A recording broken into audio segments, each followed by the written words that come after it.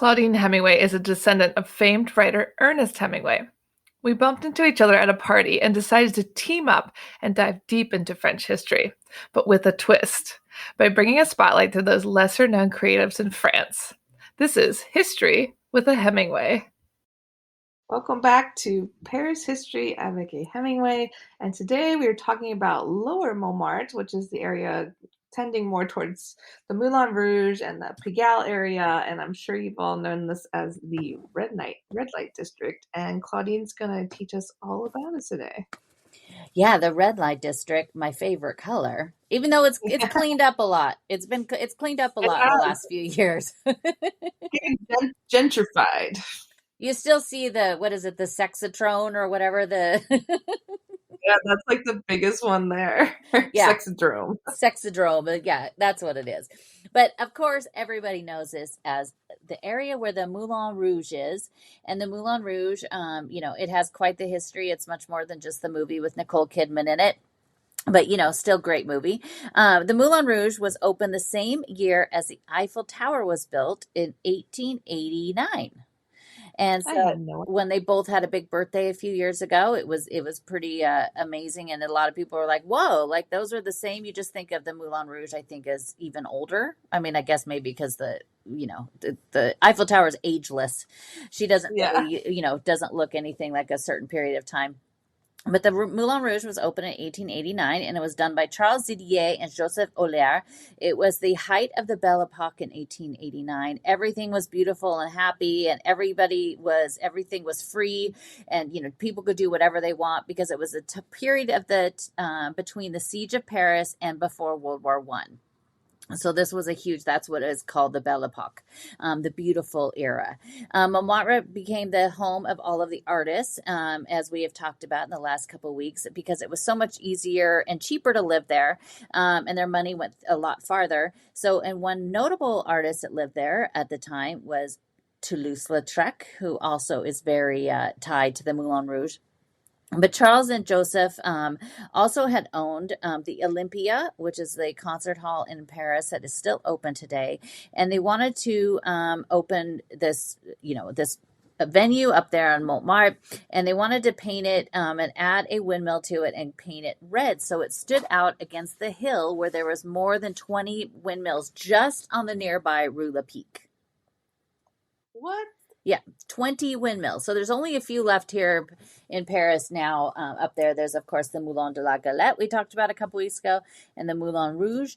But there was 20 of them just on the one street of Rue La Pique, which is actually a very long, kind of and winding street. It also was the very first building that was electrified, and it was lit up so you could see it from far away. So just imagine at that time. This is, before the Sacre-Cœur was built up there, and you could look up on the hill and you would just see this bright red, shining, spinning windmill. I love that. That would be so cool. So at the time, women's bodies were, rarely seen, especially in art. In 1863 was the year that Manet painted Olympia and Déjeuner sur l'herbe and freaked everybody out because of, showing this contemporary woman that was neither an allegory or religious and showing her naked body. So at the time, they were all kind of, because it was the Belle Epoque, it's like, let's peel back all the layers, like literally, and see, be able to see some of these women's bodies. So this was basically what they called the first palace, the women's first palace, showing the women's gold and their legs. Oh my gosh. Let's not wonder what the gold part was. It was an instant success with men, of course. Every evening at 10 p.m., a new show featuring the future stars wowed the neighborhood. Charles had discovered Jane Avril, who we have talked about in the past, and we'll put a link back to that episode. She was pretty amazing. He discovered her at a bal musette and asked her to perform at the newly opened stage. She was the one that we talked about that had what now would probably be considered epilepsy. Or epilepsy, is that the right word for it? Epilepsy, yeah. Yeah, that she had these like really jerky moves, and it was called Saint Vitius dance disorder, and it became her signature. So she would have these like, and Toulouse-Lautrec painted her, and she had these weird like when you see these paintings he did of her, you were like, how is her leg like that? That doesn't even make sense. And it was because he was depicting her crazy little movements that she had. She was very shy, and so she didn't want to show off all of her business when her skirt went up. So she always wore these red panties, and so she stood out against everybody that was doing the can-can. She was the first star at the 1900 World's Fair and brought the audience to come up to the Moulin Rouge as well as Toulouse-Lautrec. Ah, That was the one we talked about when she used to have her she would adopt all of those animals. Like she was the one who quit the Moulin Rouge and became a lion tamer and did those shows. And then she later started to adopt all of these rejected circus animals. And then she would come up and walk like her leopard through Montmartre. That is so cool. I'm living here during the wrong time. I know. She's that. Could you imagine just seeing that walk down the street? I mean, you see some weird things walking down the street in Montmartre anyway, but exactly. On February 27th, 1915, the Moulin Rouge was destroyed by a fire. It was during the war, of course, World War I at that point. So it had to wait until 1921 to be rebuilt. There is an amazing movie that you should see. It's an old black and white movie. It's called Moulin Rouge. It was done in 1952 by John Huston. It has Jose Ferrer. He plays Toulouse-Lautrec, and I saw this movie years and years ago, and it was a fantastic, amazing, and kind of made me fall in love with Toulouse-Lautrec. The Moulin Rouge today now is one of the largest champagne consumers in the world, doing more than 360,000 bottles a year.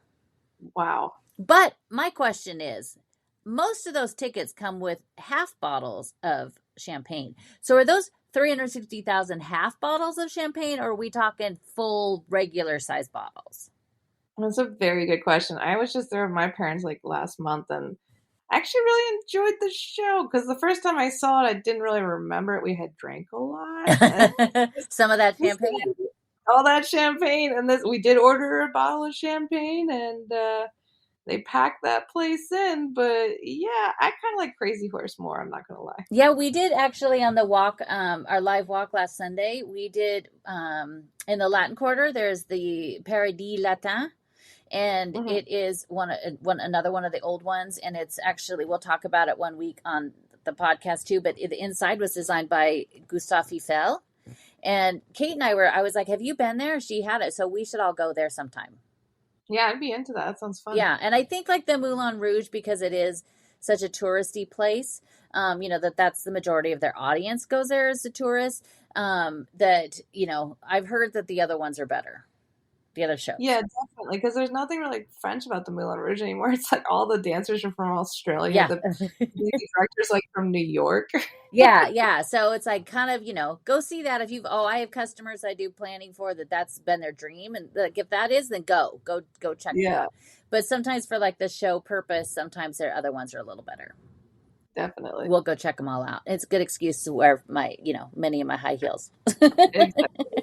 So right around the corner from there, you're going to walk over to the Rue Lepic, which is a street we just mentioned earlier. It's named for General Louis Lepic, who was a general under Napoleon. He had 5 children, all boys that were all named after Napoleon. I guess that's, kissing up to the boss. That's one way to get a street named after you for sure. And this was also the former road that Napoleon used to travel to. We talked about a couple weeks ago when we talked about the Bateau Lavoir, that he would walk up Rue Lepic and then he'd go over there towards the Bateau, where the Bateau Lavoir is, and tie up his horse. At number 1 on that street, just right around the corner, an artist named Jules Pascin lived there. He was born in Bucharest in 1892. He came to Paris. He had a long affair with the owner of a brothel. He drank a lot and had many ladies. His family was horrified that he moved to Paris. And on Christmas Eve, 1905, They all decided to change their last name, so they had nothing to do with him. I mean, it's 1905, and I'm sorry, but we've never heard of this guy. I think it was probably okay. Yeah, exactly. I don't think there was social media. Like maybe they calmed down a little bit. Yeah. But he was also friends with, he ended up becoming friends with Apollinaire, and he also knew Picasso, which is where he decided to come up there and move to this part of Montmartre in Pigalle. In September 1907, he moved to this exact location with Hermine David, who was also a painter. At the same time, he also had a relationship with another woman named Lucy Kronig. In 1909, he moved to number 49 Rue Gabrielle, just right down the street. Sweet. Lucy had was also a model for Matisse. In 1914, he left for the U.S. since Bulgaria and France were hostiles, and later, Hermine later joined him. They got married in 1920 and returned to France. And he actually ended up meeting Berthe Weil, who we've also talked about, the amazing woman that was one of the first women to ever hold a gallery. He was mentioned there. She also did a small exhibition of him. They met in the spring of 1924. He was known as the Prince of Montmartre, but on June 2nd, 1930, the same day his exhibit was to open in Berthe Weil's gallery, he killed himself. Oh, what? Yeah. So I don't know. Modigliani also had his first and only exhibit at Berthe Weil, and she is definitely in the top like 5 famous French women of my favorites in history. But I don't think there's a lot of good luck there when it comes to some of the artists Yeah, jeez. that actually displayed with her. Right up the street is another very famous location that if you were a fan of Amélie, you definitely know this. It's the Café de Moulin. It takes its name, of course, from the Moulin Rouge and then the Moulin de la Galette, which are the 2 windmills, the de Moulin. There was, as we said, more than 20 that lined this exact street at one point. In 2001, the descendant Jean-Pierre Junot lived in Montmartre, and he wanted to use many of his favorite spots in his movie that he was making about Amélie. And then he worked in the cafe. And many of the street scenes were used in the movie, including right up the street, the Boucherie de Gourmand, and the balcony the bakery at number 26. In 2002, it was sold to new owners. They took out the cigarette booth that was made famous in the movie. So if you watch the movie and then you go there, you'll be like, wait, this isn't it, because it does look different inside because of the famous cigarette booth that was, used in the movie so much. There is a giant photo of Amélie on the back wall, but the owners are very smart because they don't let you just walk in and take a photo. They make you sit down and order something, and then you can take a photo. Yeah, they're like, we want your money. Yeah, they're pretty smart. I mean, it is still pretty cool to go there, but I remember the first time I went there before, no, I was like, wait a minute, this can't be it, because it didn't have the cigarette booth. But it is still really nice. The servers there, I've gone in there a couple times. They're always super, super nice. And it is kind of fun to see the big, the big picture of Amélie there. Of course, nearby is also the grocery store, which we'll take you to on a different day. But, Montmartre was such a part of that movie. And Sacré-Cœur, of course. Yeah. Also, just right up the street is at number 23 is the À la Mère du Famille candy store. It originally opened in 1761 on the Rue de Faubourg Montmartre. It is one of the oldest candy stores in all of Paris. Pierre Jean Bernard, who sold it in 1791 to Jean-Marie Berdaud, staying in the family for 100 years. George Lacour bought it in 1895 when he was called away to World War I. He gave it to Régis Dru, who was his loyal apprentice. When he died in 1931, his daughter took it over. It is still run by the same family today. No way, that's a long time. Yeah, and À la Mère du Famille also owns the very famous Stroher Bakery, which is where the Baba au Rhum was created.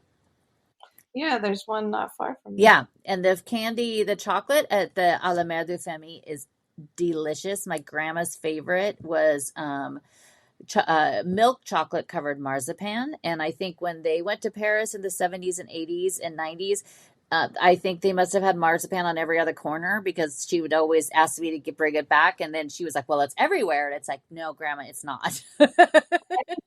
So the only one of the few places I could find marzipan, which is almond paste, it's really delicious.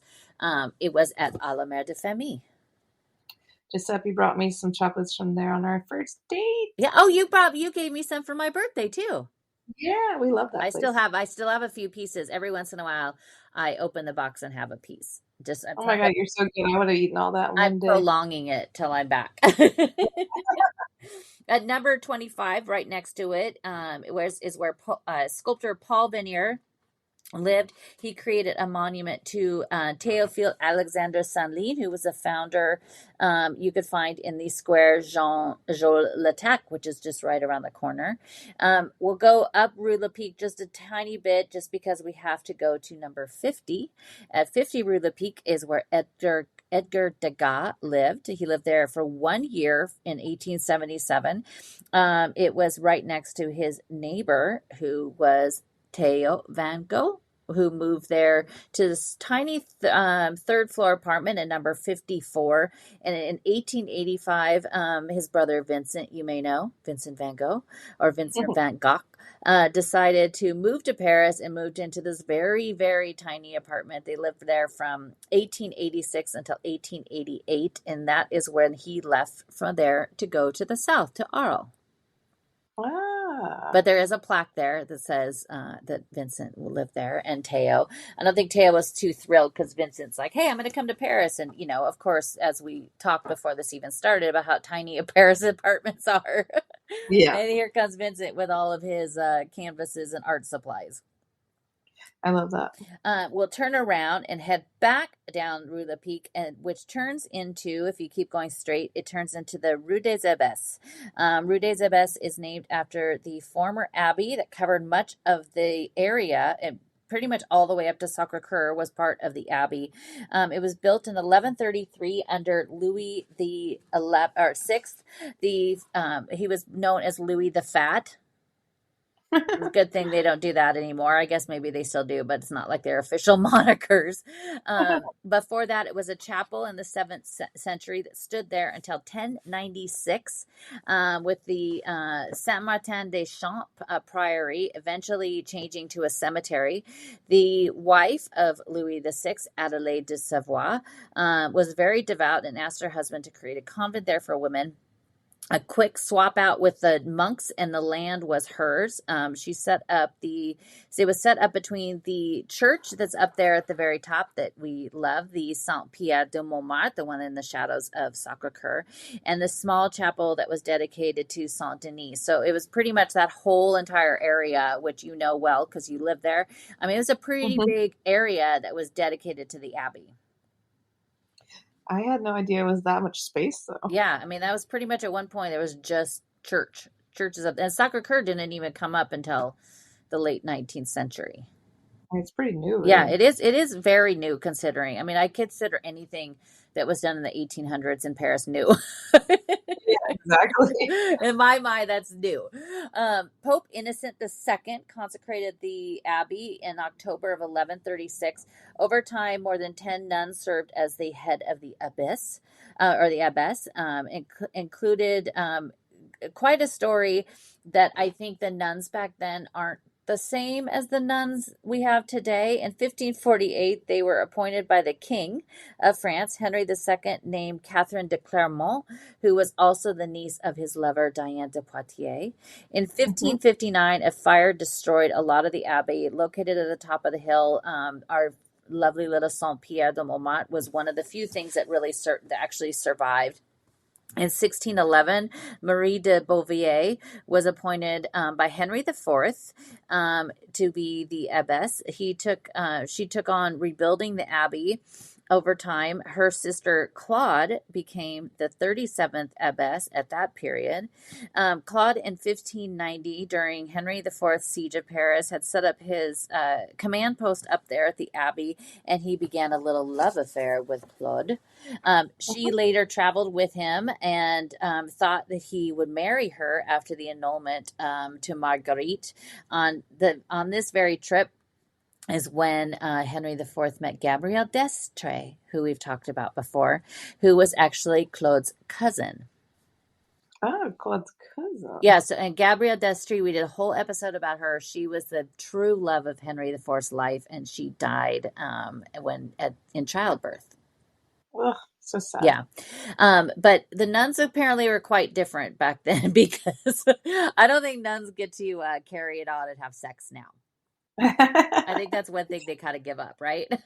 Yeah, that's kind of the whole purpose. Yeah, the nuns at the abbey entertained so many of the troops, they used to call it the store of the whores of the army.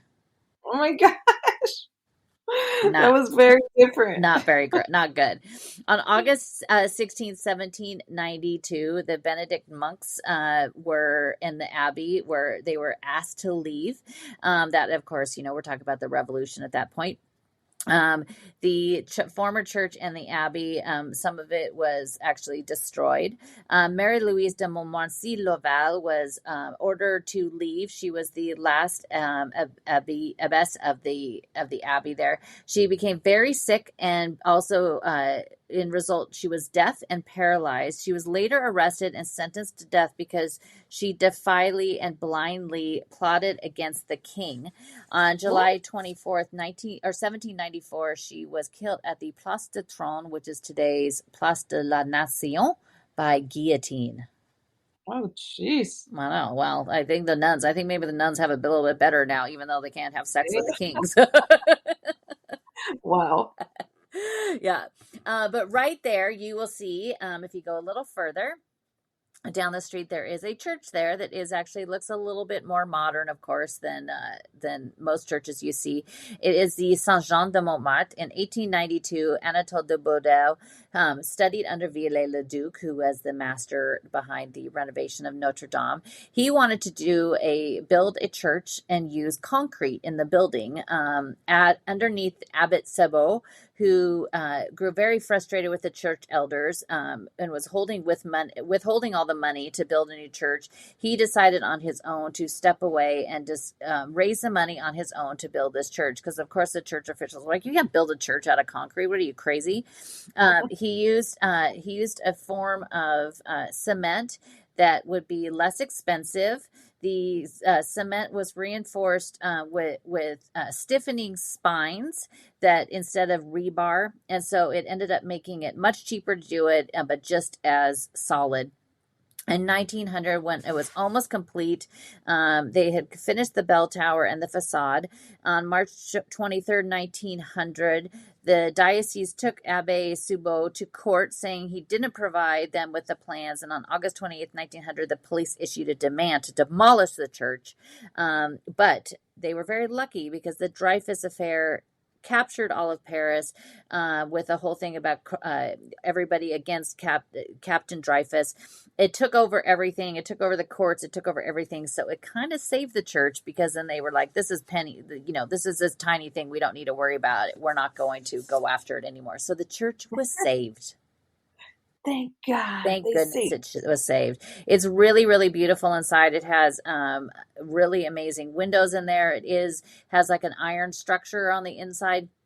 The ceramics on the facade were done by Alexander Bigot, who also worked with Jules Lavrieux on a lot of the Art Nouveau architecture of Paris. And all of the stained glass inside dates back to 1901. 1901, wow. Yeah, so it's, practically brand new. Yeah, exactly. Yeah. Just right in front of the church is the Metro Abbess. But right around this corner, you want to go down the street on Rue Yvon Le Tech. It was originally named Rue Marie Antoinette. Not for that one that you might think. It was the owner of the land at the time. His wife, her name was Marie Antoinette, which in 1879. Good thing she didn't live 100 years earlier. She probably have a lot of problems with that name. In 1968, the name changed to Yvonne Letac, who was the teacher of the girls' school that sat at the entrance there. Number 11 on the right is what you kind of want to go see. And it's not going to look like a whole lot of anything on the outside, but if it's the first Friday of the month from 3 to 6 p.m., you could take a peek inside. This at number 11 is where the crypt of the martyrdom of Saint Denis was. In the year 250, Saint Denis, which we talked about where he washed off his head last week, This is where he lost his head. So it was on this spot. A lot of people say it was on the top of Montmartre, but we're on the lower side going up to Montmartre, and this is his exact spot in 250 that Saint Denis and his companion Rustique and Aliéter were killed. The story, as I said, is mostly talked about at the top, but I think they were walking up and they were like, "Yeah, good enough. This is a good place." Yeah. The church that we see there today, and it's not like it doesn't have like a, you don't walk up and like, hey, that's a church. It just looks like any other building on the street. It was built in the 19th century. And this is where they had found at one point on July 11th, 1611, they were doing some reconstruction on the staircase down below, and that's when they found that it led to this crypt down below to where Saint Denis was decapitated. Oh, jeez. And so Marie de Medici was involved in saving this in 1611. But then when they started to do this church again in the 19th century, that's when they rediscovered this crypt that was hidden down there. And you could now go on the first weekend of the month, as well as the first Fridays from 3 to 6. You could go in there and visit it. No way. I want to do that. I know. We'll go see that because I haven't done that yet because I always forget. I need to put this in my calendar. It's like the first Friday. Yeah. We need to go down there and check it out. Wow, that is cool. Yeah, very cool. Also on this street lived Henry Gervaux, who was an artist in 1852. He is an amazing artist, and he's done some really great paintings that also provoked all sorts of scandals because he did the very famous one of the woman laying in the bed sprawled out naked and the man fully dressed looking out the window. It's a really gorgeous painting, but a lot of people were like, oh, what is that? Like he's just getting up and leaving the bed fully dressed as, is she a courtesan? And you know how we love the courtesans, but he had a long relationship with one of our favorite ones, the Countess Valtesse de Laban. Our favorite of favorites. I know, we love her. But we'll end up over here at the Metro Abbesse. So you turn back around. This is one of the original ones by Hector Guimont. It was originally at the Hotel de Ville. It was moved to this location in 1974. There's only a couple of the original ones that he designed left in Paris. These are the signs. When you look up, if you think about Metro sign, Paris, Metro stop, or looked it up in the dictionary, these are the ones that are going to come up. It is absolutely beautiful. This is one of the few originals that remain there.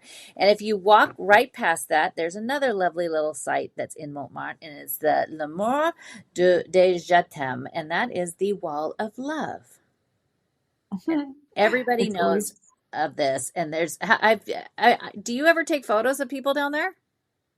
I do, and the way I do it is I go around to the kids' playground and shoot from like the side angle. Yeah. Because it's always packed with people. Yeah. So the story behind that, and this is one of those favorite little stories of Paris that I love. The wall itself was created in the year 2000. So it's really, really new. If we say 19th century is new.